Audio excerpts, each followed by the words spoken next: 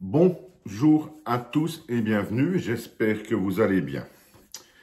Alors, 11 septembre 2025, lendemain du fameux 10 septembre 2025 qui allait marquer la France, disait-on sur les réseaux sociaux ces dernières semaines, ces derniers mois.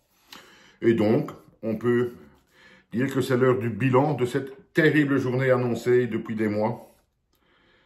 Et malheureusement, le bilan, c'est comme je vous avais dit dans une autre vidéo, vous pouvez aller la voir, je vous la mettrai en lien. Eh bien, ce 10 septembre ne servira donc à rien, une fois de plus. Alors oui, partout en France, dans les grandes villes surtout, les gens sont descendus dans la rue, ont eu des confrontations avec les forces de l'ordre, il y a eu des arrestations qui ne seront qu'administratives, bien entendu. On a cassé des poubelles, on a détérioré certaines voitures, pas trop de commerce a encore été, etc. Eh bien, le bilan, il est simple à faire, mes amis. Cette journée tant attendue ne sert strictement à rien, elle ne modifiera absolument rien dans le paysage politique et dans la politique française en général. Moi, je n'ai vu aucun ministère pris d'assaut. Je n'ai pas vu l'Élysée pris d'assaut, sans violence, bien entendu. Comment voulez-vous que les gens au pouvoir, qui apparemment donc emmerdent tout le monde depuis des années maintenant en France, bougent ou se sentent concernés par un mouvement, entre guillemets, de révolte, qui ne les concerne au final pas du tout. Pas du tout, aucune mise sous pression de ces gens-là. Absolument aucune, je le dis bien sans violence, attention.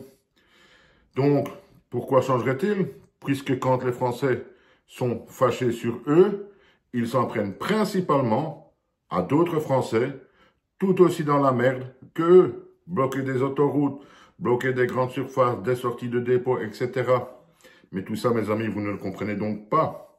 Ça ne sert à rien, ça n'emmerde pas les politiques. Ils ne sont pas concernés. J'ai vu un gros dépôt Amazon bloqué. Mais qu'est-ce que Macron en a à foutre? Qu'est-ce qu'il en a à foutre? En quoi ça va le perturber? Vous pouvez aller le bloquer pendant 10 semaines, il s'en fout. De toute façon, lui ne commande pas sur Amazon, croyez-moi. Et donc, une fois de plus, comme à chaque fois, je dirais même plus, je vais avoir 60 ans.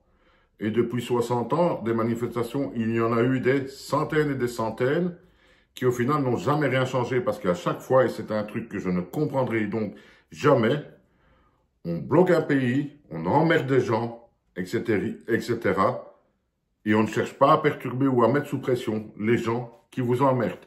Continuez comme ça. Faites encore 350 manifestations de suite comme ça ne changera rien. Il faut réfléchir un petit peu. Mon Dieu, qu'est-ce que c'est que de bloquer une autoroute pour les membres du gouvernement? Ils en ont strictement rien à foutre.